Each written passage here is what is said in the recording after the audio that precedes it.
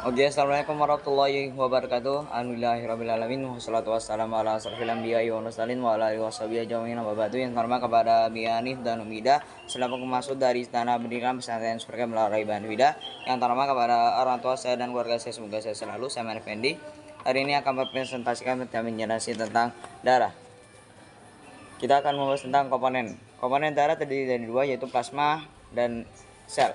Kita membahas plasma dulu. Plasma berfungsi untuk membawa nutrisi, CO2 dan sampah hasil metabolisme.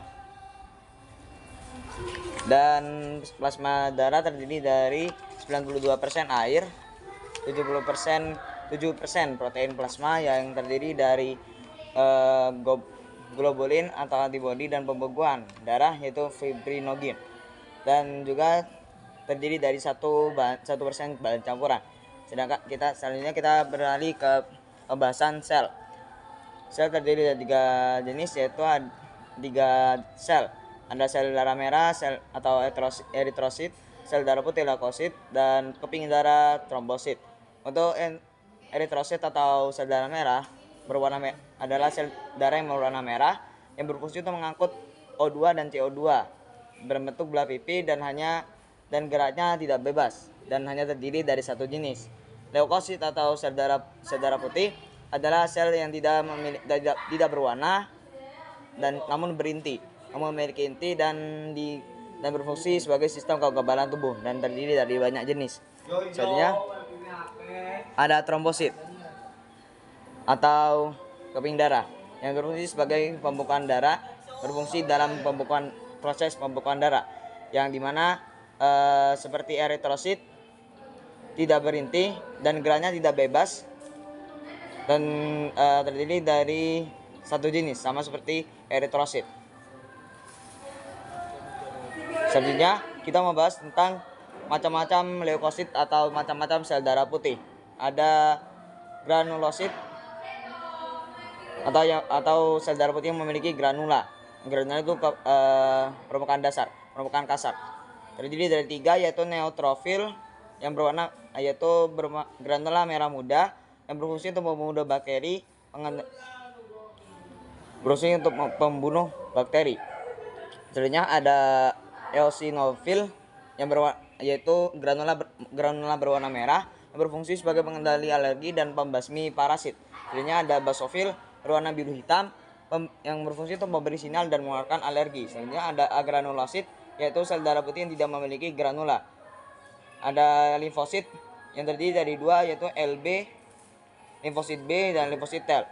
Untuk limfosit B itu berfungsi untuk membuat antibodi, sedangkan limfosit T berfungsi untuk menghancur sel yang terinfeksi virus. Selanjutnya ada monosit yang berfungsi sebagai pemakan dan pembersih kuman besar, mengubahnya menjadi makrofag. Selanjutnya mekanisme pembekuan darah yang dilakukan oleh trombosit atau keping darah. Pertama, dari terjadinya luka, trombosit pecah, lalu hal tersebut mengakibatkan keluarnya trombosit yang mengaktifkan protumbin, vitamin K dan ion Ca dan juga mengaktifkan trombin.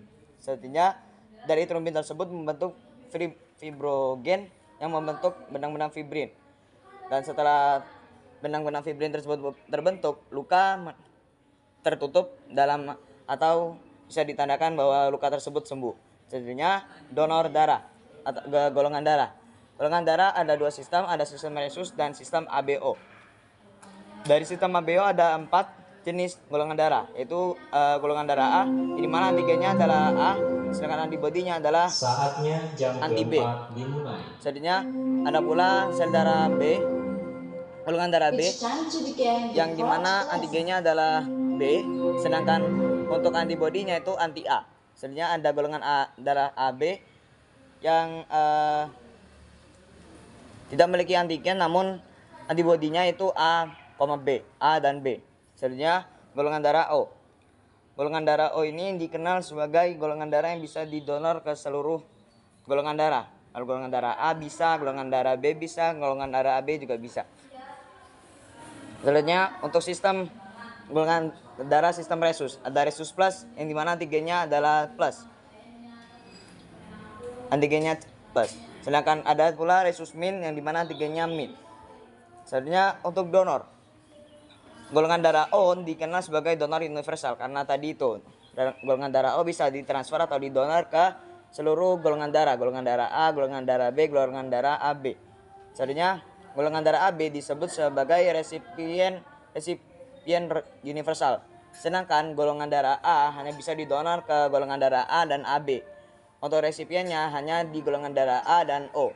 Selanjutnya untuk golongan darah B donornya adalah hanya bisa ke golongan darah B dan AB. Sedangkan resipionnya hanya di golongan darah B dan golongan darah O. Sekian dari saya, bila ada salah kata, mohon kata yang kurang berkenan mohon dimaafkan. Wassalamualaikum warahmatullahi wabarakatuh.